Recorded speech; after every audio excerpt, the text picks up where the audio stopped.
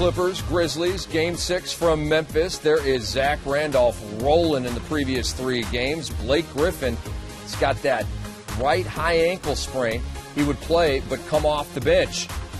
Tayshaun Prince takes a nice pass from Zebo. He put it in. Memphis up 12-6. Here's another look. That looked real training camp. Fundamentals. Blake Griffin checking in at the 4:52 mark of the first quarter, but Sam, he would only play about 14 minutes. Yeah, he didn't play a lot of minutes, and my question is, a lot of times when you got a bad ankle, if you sit after the warm-up, it gets stiff. I wonder why he didn't start and why he was loose and ready to go from the beginning. Griffin had 9 points. Matt Barnes erupted for 30, including 18 points in the first half. Here's Zach Randolph. Well, look. You got to send 2-3 people at Zach on the post down there if you're going to have a chance of stopping him. Field Green, no. Chris Paul in amongst the trees. And Chris Paul just did everything he could to keep this team in this series. Rebounding, scoring off the dribble, shooting threes. Again, Chris Paul in there among the trees. Tony Allen was huge. 19 points, 7 rebounds, 4 steals. Memphis led 58-53 at halftime. Things get chippy right here. Chauncey Billups drags down Mike Conley. They would call it on the floor a flagrant foul 1. They would review it, and that call would be upheld. Well, you know what? In closeout games, you can expect things to get a little challenging at times, and here we go again. These two guys we already know are fond of each other. Let's get ready to rumble! Zach Randolph and Blake Griffin. Who you got, Zach or Blake? Pay-per-view, I'm taking Zach. So Zach Randolph was hit with a technical foul, and they called double personal fouls on this one. Well, you got to think Blake's frustrated. Can't contribute the way he'd like to health-wise. And Zebo is going to make him pay for this. Zach takes it right at Blake, plus the foul on Griffin.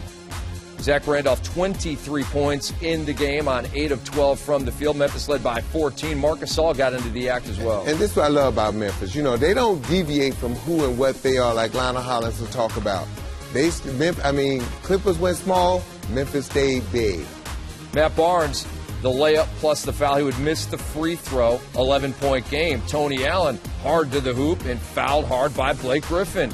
Yeah, at the rate this game was going, someone could be out for a Game 7 if there were to be one.